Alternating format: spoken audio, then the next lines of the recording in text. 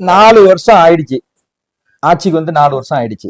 இப்ப திடீர்னு அனைத்து கட்சி கூட்டம் அப்படின்னு எல்லாத்துக்கும் கொண்டு வராங்களா? அதோட காரணம் என்ன?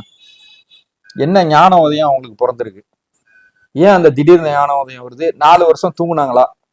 இப்ப கடந்த 4 வருஷமா பாத்தீங்கன்னா எந்த ஒரு விஷயத்த செஞ்சாலுமே அது வந்து இதுதான் திராவிட மாடல். ஒரு கல்யாணத்துக்கு போறது, இந்த கல்யாணம் தான் திராவிட மாடல். தாலி எடுத்து கொடுத்தா திராவிட மாடல். திராவிட மாடல். இப்ப நீங்க இப்படி ஃப்ரீயா பேசிட்டு இருக்கீங்க பாத்தீங்களா? இன்னைக்கு வந்து ராஜேஷ், அப்துல் காதர், முத்துக்குமரன் இவங்க எல்லாம் சேர்ந்து பேசுறாங்க அப்படின்னா அதுதான் திராவிட மாடல். அது ரெக்கார்ட் பண்ணி நீங்க வீடியோ போடுறீங்க அப்படின்னா அதுதான் திராவிட மாடல். அற்புதமா இருக்கு. அப்படிதான் இவ்வளவு நாள் அரசியல் நகர்ந்துட்டு இருந்துச்சு. ஆனா இந்த கடந்த ஒரு 3 மாதமா சொல்லலாம்னா 3 மாதமா பாத்தீங்கன்னா இந்த திராவிட மாடல்ன்ற பேரே இல்ல.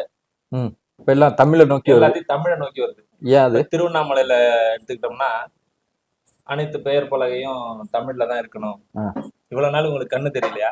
எப்படி வந்து திருவண்ணாமலையில வந்து தெலுங்குல வந்து பேர் பலகை வைக்கிற அளவுக்கு இத்தனை ஆண்டுகாலமா இருந்திருக்கு. அதுதான் நம்ம எப்படி திடீர்னு அதை வந்து அது பண்றாங்க? அது இந்த தேர்தல் 1 வருடம் இருக்கும்போது இவங்களுக்கு தமிழ் மேல அளவு கணக்காத பற்று வந்துருக்கு. இப்ப திராவிட மாடல்ன்ற பேச்சே இருக்காது. இனிமே வந்து எதிர்கட்சிக்காரங்க தான் திராவிட மாடல் அடிச்சு ஓட்டணும். ஏன்னா இவங்க திராவிட மாடல் இனிமே சொல்லவே மாட்டாங்க. நீங்களே அதை பார்க்கலாம்.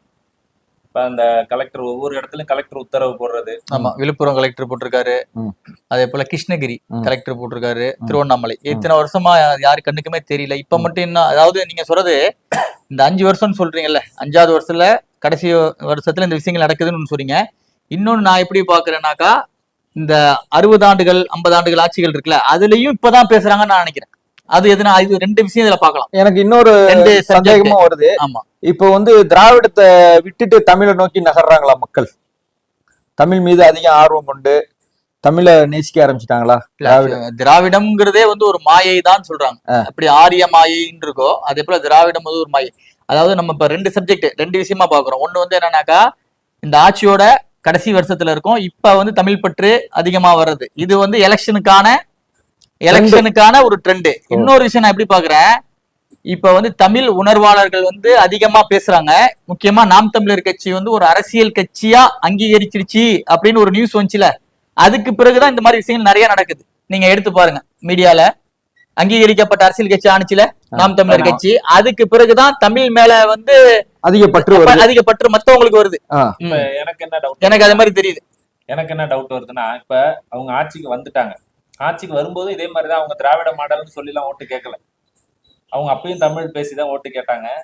வந்துட்டு திராவிட மாடல்னு சொல்லி உள்ள திணிச்சிடலாம் அப்படின்னு ஒரு முயற்சி எடுத்து, அந்த முயற்சி பலன் அளிக்காம திரும்பவும் தேர்தல் வந்துருச்சு.